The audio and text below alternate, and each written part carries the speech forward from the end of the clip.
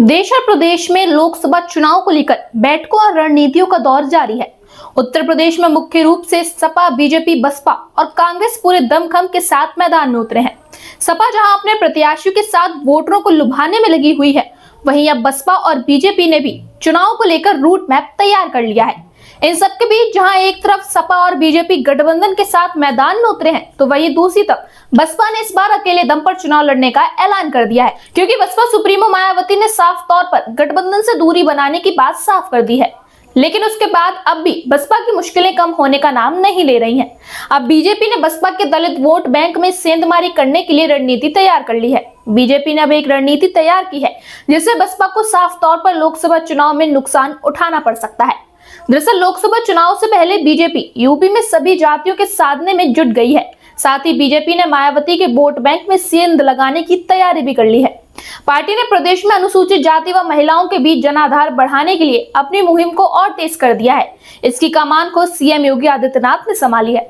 Bharatiya Janata party Baspa के मूल वोटरों में सेंध लगाने के लिए आज से दलित सम्मेलन शुरू कर रही है। क्षेत्रवार बीजेपी का ये दलित सम्मेलन होगा।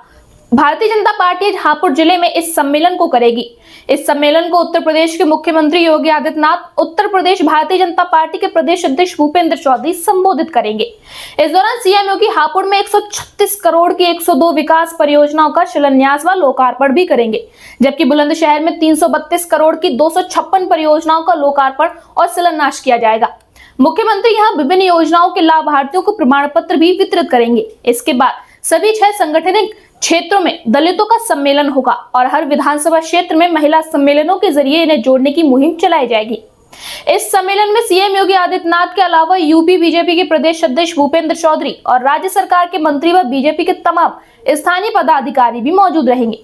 जानकारी के मुताबिक इस सम्मेलन में यूपी सरकार के मंत्री बेबी रानी मौर्य, गुलाब देवी, असीम अरुण व अन्य अनुसूचित जाति वर्ग के विधायक और सांसद मौजूद रहेंगे। उत्तर प्रदेश में भारतीय जनता पार्टी के संगठनात्मक रूप से 6 क्षेत्र हैं और भारतीय जनता पार्टी इन सभी 6 क्षेत्रों में 6 दिन अलग अलग दलित सम्मेलन करेगी। इस दलित सम्मेलन में दलितों को साधने की कोशिश भारतीय जनता पार्टी की तरफ से की जाएगी। 2 नवंबर को दलितों का एक बड़ा सम्मेलन भारतीय जनता पार्टी अवध क्षेत्र में करेगी। अवध क्षेत्र का सम्मेलन भाजपा लखनऊ में करेगी। भारतीय जनता पार्टी के दलित सम्मेलन में हर विधानसभा से 2000 दलित प्रतिनिधि शामिल होंगे। सभी संगठनात्मक क्षेत्रों में होने वाले सम्मेलनों को संबोधित करने में सीएम योगी आएंगे। सभी विधानसभा में 2-2 हजार दलित प्रतिनिधि शामिल होंगे।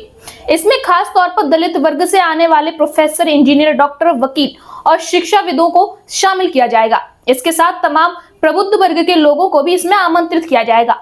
भारतीय जनता पार्टी के अनुसूचित मोर्चा के उत्तर प्रदेश अध्यक्ष रामचंद्र कनौजिया ने मीडिया से बातचीत में कहा कि दलितों को जोड़ने के लिए एक महासम्मेलन हो रहा है। इसमें केंद्र से लेकर के राज्य स्तर के सभी मंत्रियों और पदाधिकारियों को आमंत्रित किया गया है।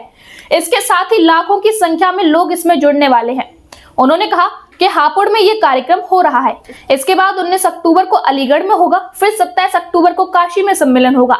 उसके बाद 28 अक्टूबर को कानपुर में यह सम्मेलन किया जाएगा।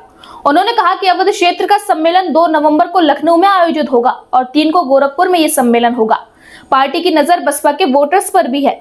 बीजेपी का दावा है कि उनके ज्यादातर योजनाओं का लाभ इसी वर्ग को हुआ है, इसलिए पिछले चुनाव में दलित वर्ग का रुझान बीजेपी की ओर हुआ है और दलितों ने बीजेपी को पक्ष में वोट भी दिया है। पार्टी इस वोट बैंक को जोड़कर रखना चाहती है ताकि यूपी में मिशन 80 के लक्ष्य में बीजेपी कामयाब हो सके।